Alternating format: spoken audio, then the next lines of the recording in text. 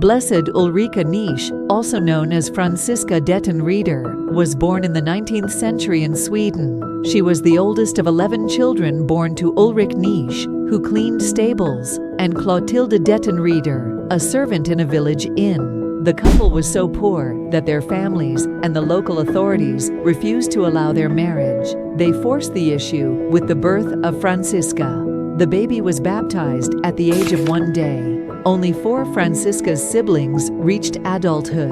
Known as a pious child, Fransiska early felt a call to religious life, but beginning in 1894, she worked as a maid in several homes to support her family.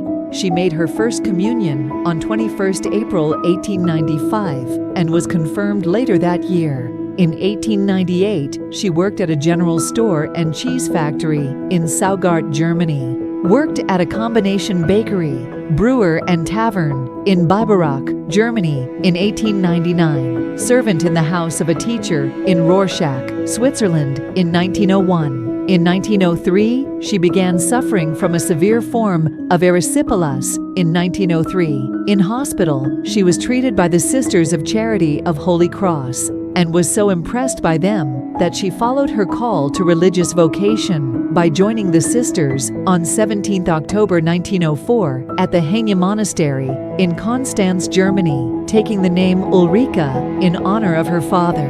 For the rest of her religious life, she was engaged in the kitchen work of this predominantly nursing order, first at Buhl, then at Baden-Baden. But for her, the 2 kitchens became simply subsidiary chapels, for in them she lived in a state of constant union with God, noted for her humble joy and her patience with all, a heroine among the pots and pans. Like many other saints, Frances' life on earth was by God's design brief. Taken ill with tuberculosis as early as May 1912, she died on May 18, 1913, at the age of only 30. But the fame of her holiness had already spread, and now the faithful flocked to her tomb, attracted by the stories of favors attributed to the intercession of the little saint.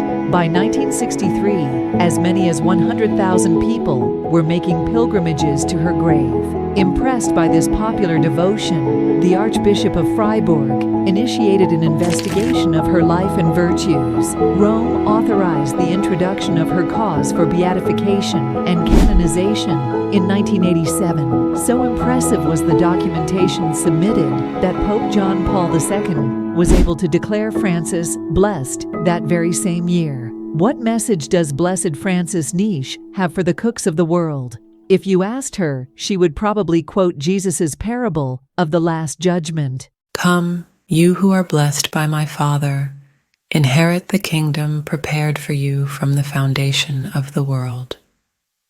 For I was hungry, and you gave me food. I was thirsty, and you gave me drink.